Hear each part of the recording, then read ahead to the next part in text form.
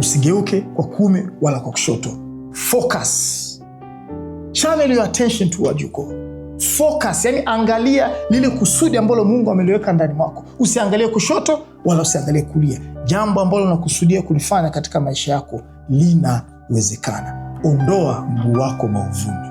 Neno maovu kibiblia neno maovu au kwa Kiingereza wanasema ni sin, au kwa lugha nyingine huwa tunasema kwamba you are missing a point. Yani Mungu amekwambia, amekupa bunduki ulenge pale, afu wewe unachengesha.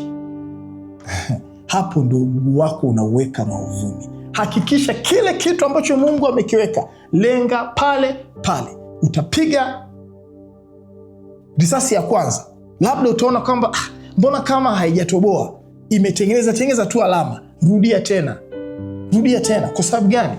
Mungu amekupa nguvu ya kulifanya jambo hilo tena na tena. Kuna mambo mengine ambayo ni magumu katika maisha yako, lakini risasi ulizonazo ndani mwako zinatosha kabisa kubomoa ukuta ambao uko mbele yako. Zinatosha kabisa. Rudia tena na tena. As long as ndani mwako unathibitika kwamba hili jambo ni Mungu amekusudia, na pia ni jambo ambalo litakuwa lina manufaa kwako na manufaa kwa muendelezo wa afya ya uhai wa mwanadamu, hilo jambo ndugu yangu wewe lifanye bila mashaka ya aina yote.